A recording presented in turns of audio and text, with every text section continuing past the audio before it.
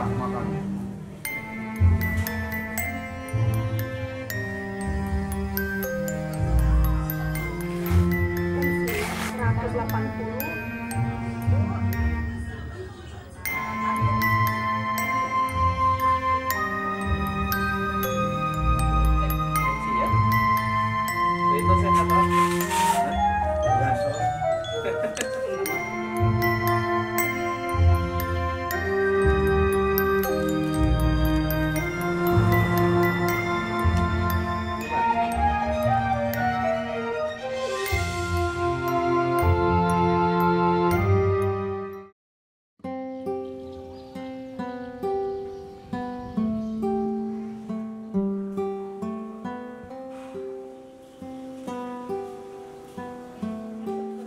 Pelayanan kesehatan di tingkat desa menjadi bagian penting untuk menciptakan Nusantara yang sehat.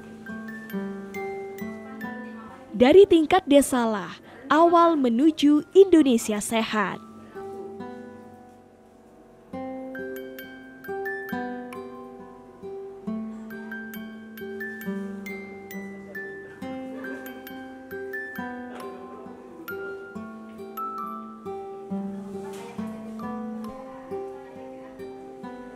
Tak heran jika tenaga kesehatan di desa menjadi gerbang utama karena lebih dekat dengan masyarakat.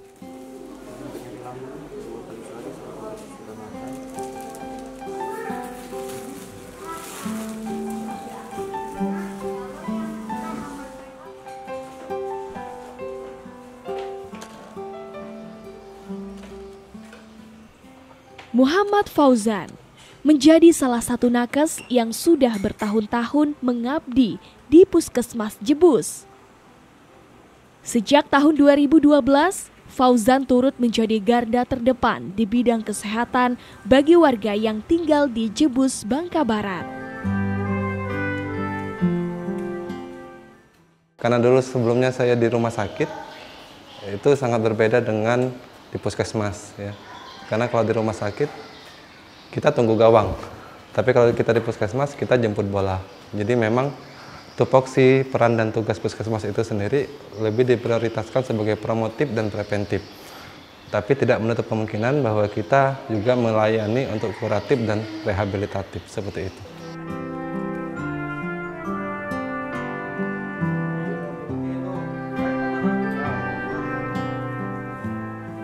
Menjadi tenaga kesehatan bukan hanya tentang merawat pasien yang sakit, namun mengambil resiko besar terhadap penyakit, apalagi saat bertugas menangani pasien dengan resiko penularan penyakit yang tinggi.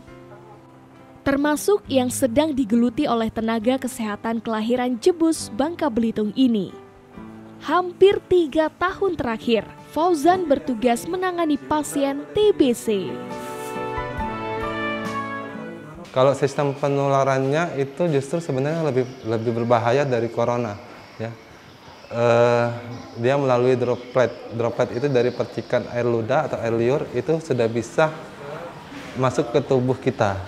Hanya saja bedanya begini. Kalau corona, saya kontak hari ini dengan ibu yang positif corona. 5 hari ke depan kita bisa melihat apakah saya tertular atau tidak. Tapi kalau TB bukan seperti itu. Jadi bisa saja setengah tahun ke depan, 1 tahun ke depan, 2 tahun ke depan itu baru akan kelihatan apakah kita tertular atau tidak. Pada saat tubuh kita sedang ngedrop, daya tahan tubuh kita melemah, nah di situ baru akan kelihatan tanda dan gejala ke arah TB itu baru akan kelihatan sekali. 3 kali sehari sebelum makan, pagi hari. Fokus menangani pasien TBC, pria yang pernah menempuh pendidikan sebagai perawat ini terus berupaya melakukan pencegahan penularan penyakit. Bahwa di mana Puskesmas harus menyiapkan pelayanan dalam gedung dan di luar gedung, di mana dalam gedung itu kita harus melakukan pemisahan antara zona sehat maupun zona sakit. Zona sakit pun kita lakukan pemisahan lagi di situ, ya. Baik dia itu yang infeksius maupun dan non infeksius. Kembali lagi karena TBC ini adalah penyakit menular, saya selaku pengelola program dan juga perawat untuk di poli TB ataupun poli pemeriksaan khusus. Untuk pasien yang berobat atau kontrol kunjungan ke puskesmas, itu kita lakukan pelayanan secara khusus di puskesmas. Semuanya baik dari pendaftaran, terus dari kita melakukan konsultasi, dan mengambil obat, itu semuanya dilakukan oleh nakes. Jadi pasiennya datang ke puskesmas langsung tujuannya ke ruangan TB itu sendiri.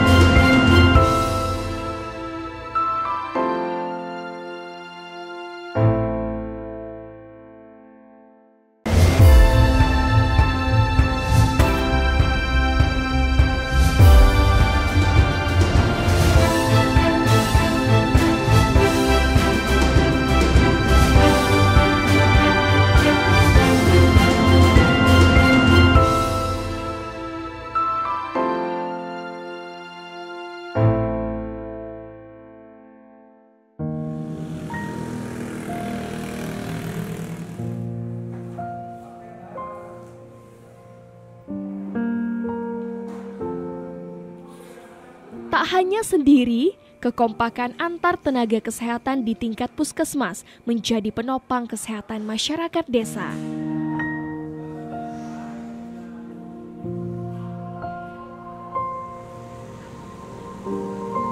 Para nakes saling bahu-membahu merawat pasien agar kembali sehat dan bisa beraktivitas tanpa ada rasa takut. Bu, jadi memang jadwal kita hari ini kunjungan ke ruang pasien TB, kita pemantauan dengan obat supaya nanti menjadi kontak dengan keluarga dengan kita pasien pasien.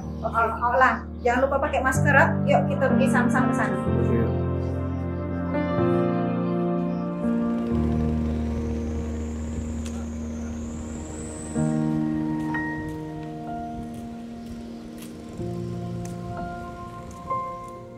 Untuk menekan angka penularan TBC ini, saya bekerja sama dengan lintas program ataupun lintas sektor, dan terutama untuk kader-kader kesehatan di semua desa, kita terjun ke lapangan. Ya, kita melakukan pengawasan pasien menelan obat, gitu ya, PMO. Terus yang kedua kita melakukan investigasi kontak. Investigasi kontak ini siapa saja sih yang sering dan rutin kontak dengan pasien TB. Itu sebisa mungkin kita lakukan pemeriksaan. Yang jadi kendala kita di sini, terkadang masyarakat enggan untuk dilakukan pemeriksaan. Terjun langsung ke rumah pasien menjadi cara yang dinilai tepat untuk menanggulangi penyakit TBC. Pemantauan dan perawatan rutin dari rumah ke rumah terus dilakukan pejuang kesehatan ini. Untuk diketahui bahwa TBC ini pengobatannya lumayan lama, itu paling cepat 6 bulan. Bahkan ada yang sampai 9 bulan, 1 tahun, ada yang 2 tahun. Tergantung dengan kondisi keparahan, tingkat keparahan TBC-nya itu sendiri. Lebih pendekatan ke pasiennya untuk rutin minum obat, ya, yang namanya pengobatan 6 bulan kan lumayan lama, Bu. Ada terkadang udah bosan si pasiennya itu minum obat, makanya kita selalu mengarahkan untuk keluarga memberi motivasi gitu. Karena bukan hanya dari kami sebagai nakes, ada kader kesehatan yang di desa untuk melakukan pemantauan.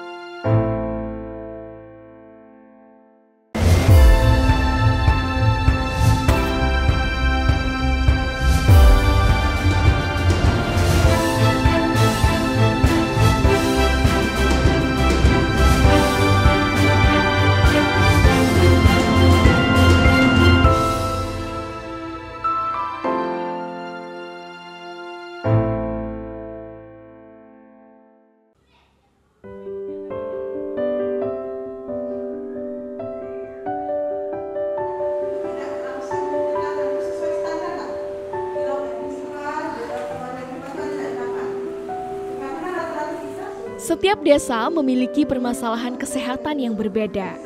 Disinilah peran tenaga kesehatan berawal untuk menciptakan warga desa yang sehat. Para nakes turut bekerja sama dengan para kader kesehatan agar lebih dekat dengan setiap masyarakat hingga ke pelosok desa. Sementara dari desa sendiri untuk menyusun perencanaan kesehatan di desa, maka kita mengadakan pertemuan yang macam tadi namanya pertemuan tingkat desa, prasurvei mawas diri. Nah, pertemuan ini tujuannya untuk menyamakan persepsi antara tenaga kesehatan yang ada di puskesmas dengan pemerintahan desa kalau permasalahan kesehatan yang ada di desa ini adalah masalah bersama dan harus kita selesaikan bersama-sama untuk mencari solusinya. Jadi kenapa kami melakukannya ini di bulan Mei sekarang, dengan harapan nanti akhir dari kegiatan ini akan ada lagi namanya pertemuan musyawarah masyarakat desa untuk membahas alternatif pemecahan masalah yang ada, yang nanti akan keluarnya berupa kegiatan, Mbak. Nah, kegiatan ini mana yang bisa di-cover oleh pendanaan APBDes itu akan dimasukkan ke dalam RKP desa, kemudian mana yang bisa di-cover oleh puskesmas akan masuk ke rencana usulan kegiatan puskesmas, ataupun memang yang tidak berupa dana bisa nanti kita ke penguatan kedua sisi, baik dari segi kami sebagai nakes maupun dari puskesmas. Jadi begitu siklus yang kami lakukan. Jadi segala usulan perencanaan kegiatan memang sesuai dengan kebutuhan dan harapan dari masyarakat. Kesehatan desa itu dimulai dari keluarga. Jika keluarganya sehat, maka akan tercipta desa yang sehat. Setuju?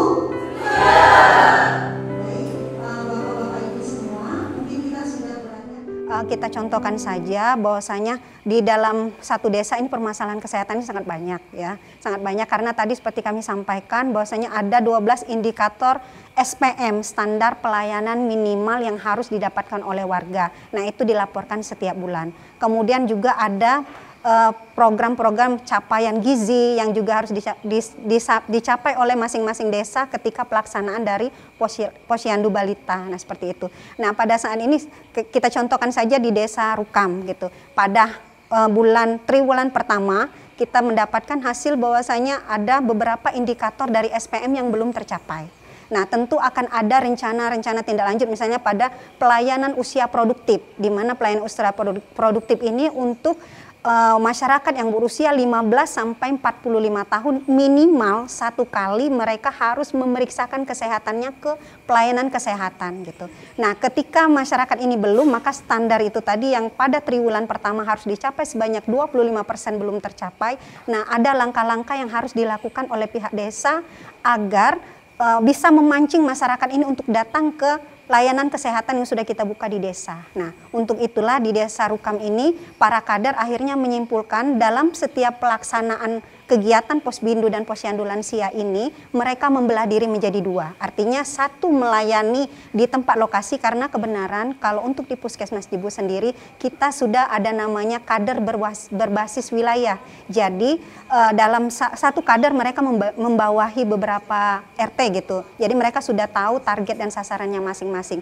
Nah, ketika kita sudah mempraktekkan untuk memperbanyak capaian tadi, akhirnya pada saat dilakukan kegiatan Posbindu dan Posyandu Lansia itu ada yang stay di tempat untuk melayani warga dan satu kelompok lagi langsung door to door ke rumah. Dan alhamdulillah pada capaian bulan ini itu target mereka sudah melebihi dari yang sudah ada gitu. Ini adalah salah satu contoh bahwasanya dengan adanya kegiatan yang kita lakukan rutin setiap bulan, pertemuan kita memberikan hasil yang sangat maksimal untuk meningkatkan target-target capaian dari puskesmas. Kader kesehatan desa Rukam sudah siap?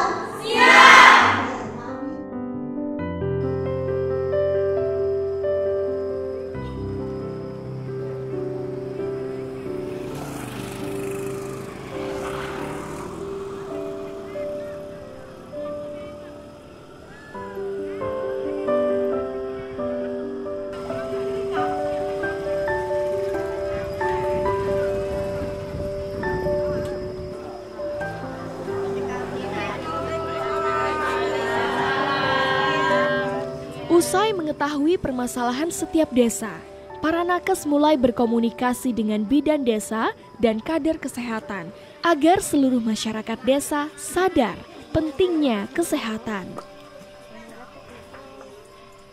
Puskesmas ini adalah pelayanan yang sifatnya di dalam dan di luar gedung. Jadi bagaimana caranya kami Puskesmas bisa memberikan pelayanan yang bisa mudah diakses oleh masyarakat. Oleh karena itu kegiatan seperti Posbindu dan Posyandu Lansia kita laksanakan moving dari satu RT ke RT yang lain untuk mendekatkan akses pelayanan masyarakat. Jadi mereka nggak susah lagi Mbak harus datang ke Puskesmas gitu untuk periksa. Karena di RT mereka sendiri kita sudah membuka layanan itu.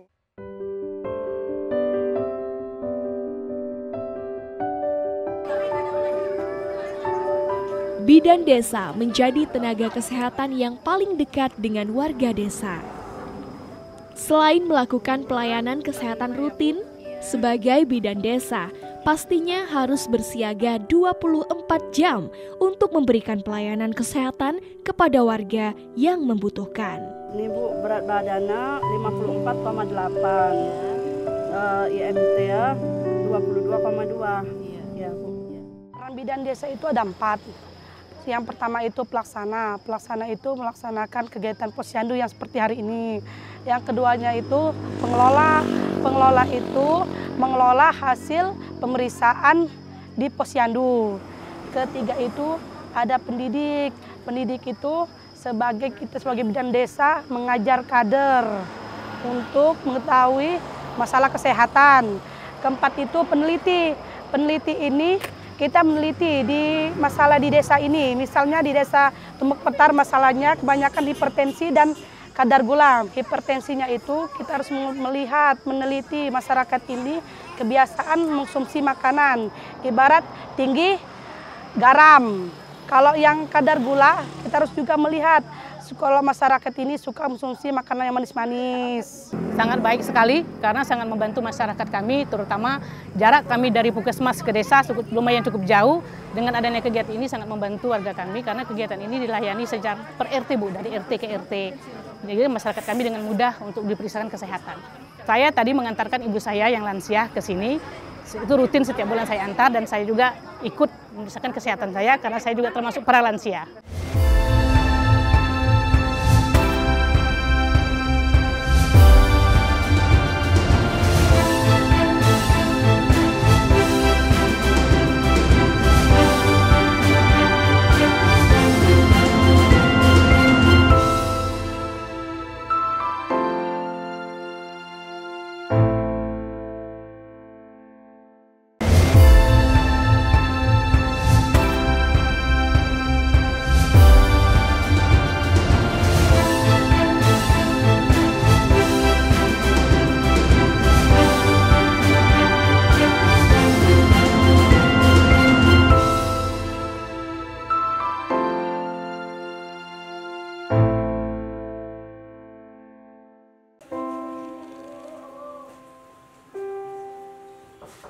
Assalamualaikum.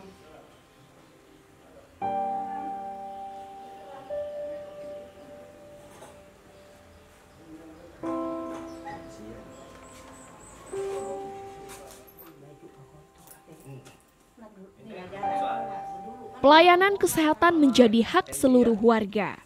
Tenaga kesehatan di Jebus juga rutin memeriksa kesehatan pasien ODGJ. Dengan mendatangi langsung rumah pasien, tenaga kesehatan senantiasa mengecek secara berkala dan memberikan obat langsung ke rumah pasien.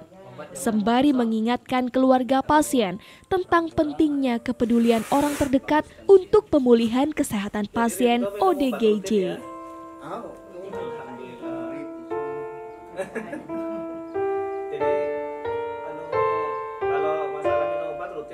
Kalau untuk Puskesmas Jebus ini jumlah ODGJ-nya ada 75 orang. Jadi untuk masalah pelayanan kami berobat rutinnya Puskesmas Jebus ini mengadakan ada kunjungan langsung pasien ODGJ itu ke Puskesmas. Kalaupun tidak memungkinkan kami bisa datang ke rumah. Misalnya kunjungan edukasi keluarga tentang masalah edukasi dan perawatan ODGJ orang dengan gangguan jiwa ini tentang pengobatannya agar bisa pulih dan produktif kembali. Kalau pendekatannya ini sebenarnya pendekatan kami ini terutama ke ODGJ-nya dulu. Karena kalau ke ODGJ-nya ini banyak mengalami problem masalah-masalahnya. Ada yang mau kita ajak bicara, ada yang tidak mau, ada yang ya macam-macam lah. Yang namanya orang dengan gangguan jiwa ini kan masalahnya macam-macam. Ada yang mau didekati, ada yang tidak, seperti itu. Kita ada trik sendiri bagaimana cara kita mendekati ODGJ itu. Makanya tadi kita ada tim untuk edukasi mendatangi pasien ini ke rumah agar mau berobat dahulu ke puskesmas. Kalau kendala selama ini sudah banyak saya mengalami kendala. Yang pertama sudah pernah dikejar pakai parang, macam-macam lah ya. Sudah ada yang marah-marah. Ya kita hanya bismillah dan waspada. Terutama untuk menghadapi yang pasien yang dengan gangguan jiwa yang sangat aktif ini, yang perlu pendampingan dengan perangkat dan tim puskesmas Debus. Kami di sini bismillah, terus kalau pasien itu mau datang berobat dan minum obat teratur, terlihat dia pulih kembali, ada kepuasan tersendiri dalam hati. Oh alhamdulillah, itu saja kami mengharapkan tidak bertambah dan malah yang ada ini berkurang, istilahnya pulih kembali.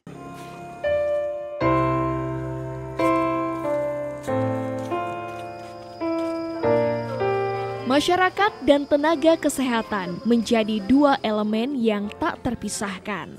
Bukan hanya saat sakit, namun ketika tubuh masih bisa beraktivitas secara normal, masyarakat juga harus rutin memeriksa kesehatan. Peran nakes itu gak ada terdepan buat kami ya, selaku kesehatan ya. Karena apalagi saya merasakan sendiri bekerja di puskesmas yang benar-benar terjun ke lapangan tanpa memandang usia, tanpa memandang jenis kelamin, tanpa memandang ras, tanpa memandang suku, budaya dan lain-lain, itu semua harus kami layani. Jadi kalau kita berbicara sebagai seorang nakes, maka ada dua keuntungan yang didapatkan. Satu, ketika masyarakat sudah bisa menerapkan pola hidup bersih dan sehat, apa yang menjadi anjuran dari kita dilaksanakan, itu ada kepuasan yang tidak bisa kita gambarkan. Kemudian secara pribadi sebagai seorang muslim, tentu itu akan menjadi amal jariah bagi kita. Jadi nakes itu adalah pilihan dan itu menjadi pilihan kami.